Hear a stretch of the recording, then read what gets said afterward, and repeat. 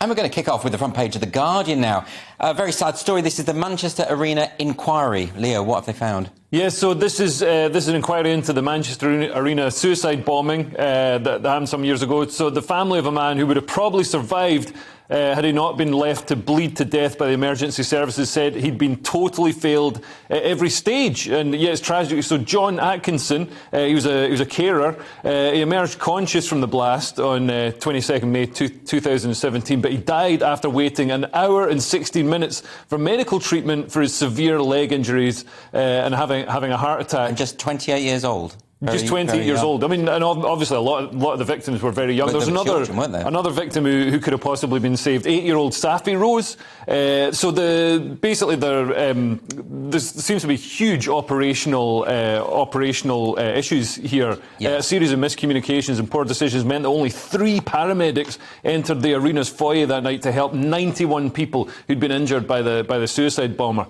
None of them treated Atkinson, who died, and the fire service didn't show up until more than 2 hours after the blast. So that denied survivors, further first aid. Some people are blaming austerity, but this really seems mainly to be, operational failings. Well, I mean, it's terribly sad, and this is actually featured on most of the front covers today, and we'll probably see a couple of those in a second. But Simon, one never likes to blame emergency services. They're doing an incredible job, difficult circumstances. But this report, this inquiry has found that there were failings. Well, no, I think Leo's right. I mean, the failing appears to be at the planning level. I mean, the fire brigade didn't go because somebody seems to have told them, inferred that it was a mobile terrorist attack. So in other words, there was a bunch of guns and there were people around. So communication issues. It wasn't. I mean, that's an extraordinary phase. So what happened to the... And the other thing that's kind of peculiar is that one of the people involved in it had the wrong phone number. And all these kind of things. And you just think, well, that is just poor planning. I mean, I imagine that there is something about levels of investment,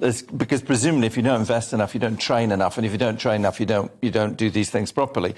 But the idea of a single bomber, I mean, that's not an untoward thing. I mean, that can be anticipated. That's something that you should have thought. Yeah. The one thing that also, though, did stick out to me was just that the inquiry, this Judge Saunders, who chaired the inquiry, did point out how amazing the members of the public were. Well, and it appeared that loads of members of the public rescued people. They carried them on advertising, hoardings and all this kind of stuff. Yeah. But it's massive failure. But you don't want to attack... I mean, you're not attacking indivial fire people and ambulance people. What you're saying is, look, everybody, could you get your systems sorted? Yeah, I mean, for only 3 people to enter the arena to treat 91 people is, I mean, it seems it's more than ridiculous. That. They didn't have the plans for the arena or anything like that, so they weren't prepared. And I suppose, you do unfortunately have to anticipate these kind of attacks in those sorts of venues these days. That is just something you have to do. And also in other areas of government, I mean, it's a failure of multicultural policy that somebody with such ideologically driven hatred to the UK can actually foment that hatred and form networks and create a bomb and detonate it at a concert. But again, I mean, Simon, with that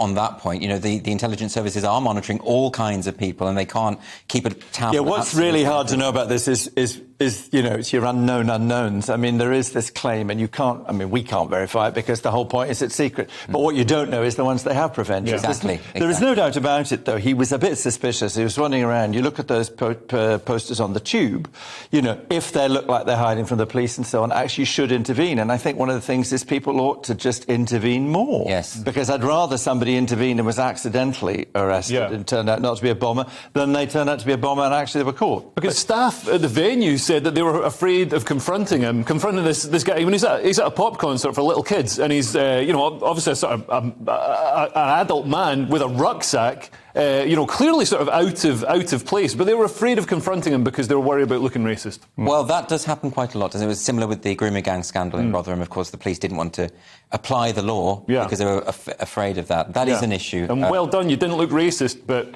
these children are dead.